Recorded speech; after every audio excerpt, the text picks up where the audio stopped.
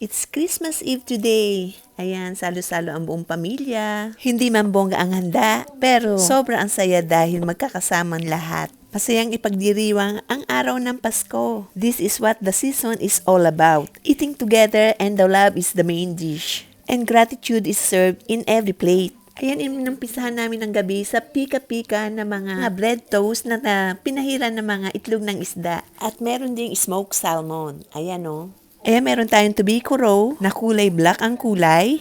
At ang pinaka nagustuhan ko is ang salmon roe because manamis-namis siya at talagang makatas. Eto guys, yung tobacco roe na karaniwan hinahalo sa mga sushi. So ayan, nag-start na mag-serve si Munamur ng mga wine. Ayan, 3 klase ng ating wine. Ayan, red wine. Ayan ang aking gusto at siya naman is white wine. At para naman sa aking anak at sa aking biyanan is Symphony. Ayun is manamis-namis na wine. Ayan, cheers muna tayo. At of course, sabayan natin ito ng kwentuhan at tawanan. Ayan, ito yung sinasabi ko sa inyo, ang paborito ko at nagustuhan ko talaga, ang itlog ng salmon. Ayan o, talagang malalaki ang pinakaitlog niya at talagang manamis-namis siya at makatas. So, ayan ang ating mga entrance food. Masarap talaga at hindi mabigat sa tiyan. Huwag mo lang dadamihan, o diba? So, ayan, main dish na tayo. Ayan ang malalaking sugpo at meron din tayong lobster. Ayan o, tingnan nyo naman ang size. Talagang isa lang is mabubusog ka na. Gapinggan ang laki ng bawat hipon. O yan o.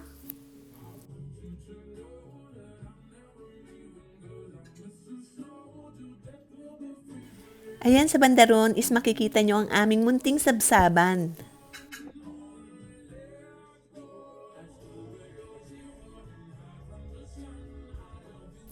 At dito naman ang ating munting Christmas tree na sinabitan ko ng mga bilog at si Santa Claus. At ito ang ating mga regalo para sa bawat isang miyembro ng pamilya. Ayan, dahil sa malamig ang panahon, nandito lang sa labas ang ating mga fruit salad na ihahain, pati na rin ang cake. At of course, ayan ang ating isa pang Christmas tree na gawa sa tunay na pine tree. Ayan, ganyan namin sinasalubong ang Christmas Eve kasama ang aking mga mahal sa buhay. Simpleng handa, ngunit sinisiguradong wagas ang kasiyahan. At syempre, para makumpleto ang saya, ayan at tagahanda kami ng mga regalo sa bawat isa. Meron din nga pala napadala ng regalo mula sa US. Ayan na si Munamur, ready nang humarap sa hapagkainan para sa ating main course. Ayan na. Ito ang napili ko, mukhang malaman at talagang mataba, lalo na itong ating lobster. Ayan, kita niyo naman si Munamur, talagang nag-i-enjoy sa pagkain ng kanyang sugpo. O diba, ang taba talaga at maaligi. Super malasa talaga at malaman, kaya talaga nag-enjoy si Munamuro. Isa lang daw sapat na, pero tingnan natin mamaya kung makakailan siya. O diba? Ayan, umpisan ko na ang aking pagkain.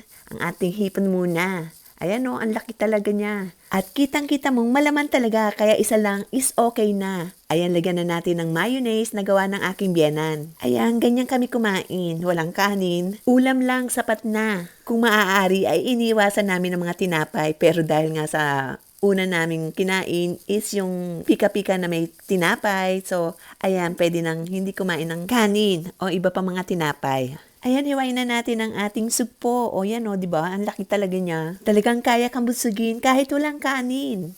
Ayan, umpisa na natin tikman. Isawsaw muna natin sa mayonnaise.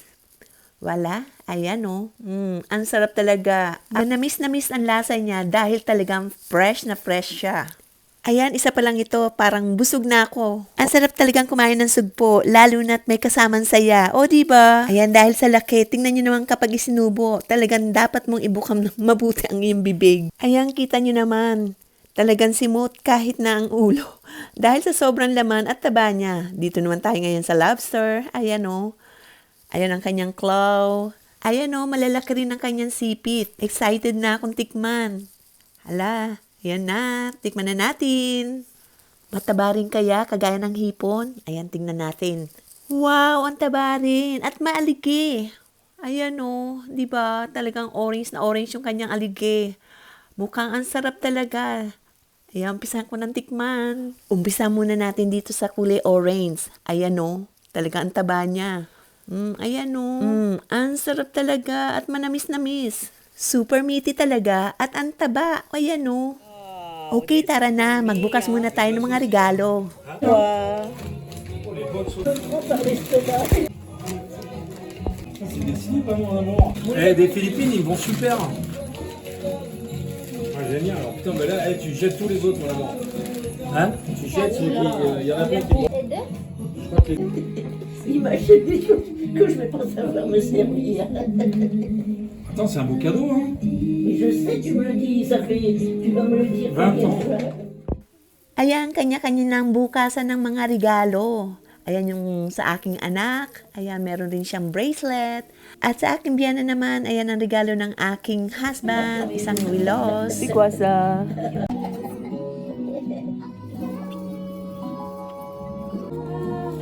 C'est un petit bracelet. C'est joli. Il y a une petite pierre dessus, je crois. Et je sais qu'elle aime les petites choses. De rien, de rien. Wow! From USA!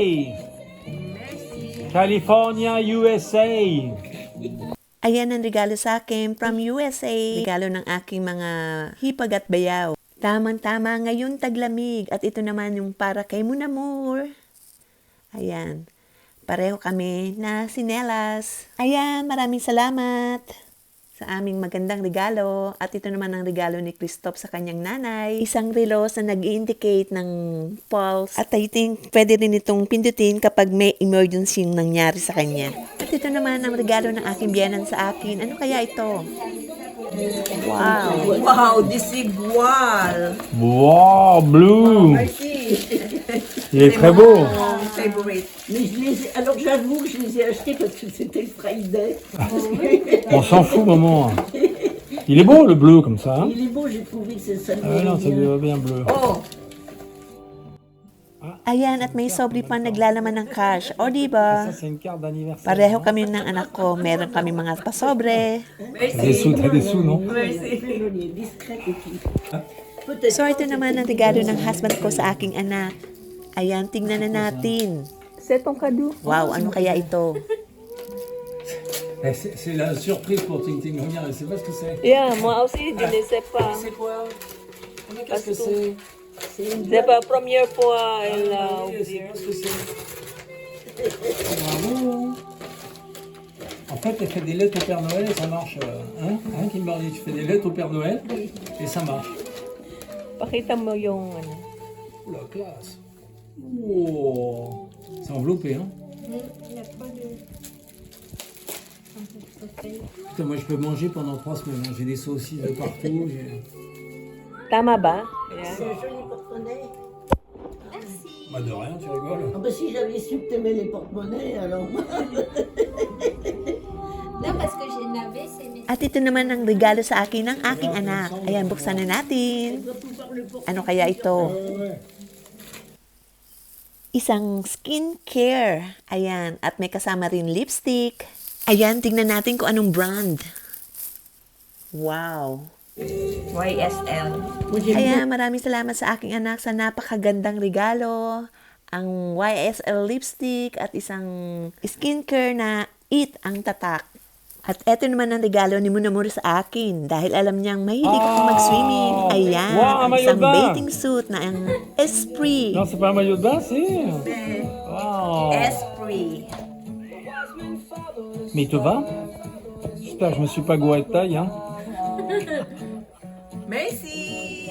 Ayan, isusukat namin ang regalo from the US. Ayan na si Munamur at ako.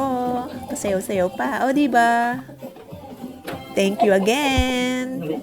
Wow. Nice one. Okay, time for dessert. Ayan ang ating cake na dala ng aking anak. Yan, umpisa ng i-slice para mapagsalu-saluhan na natin.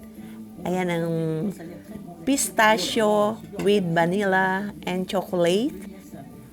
And I think may almond din siya.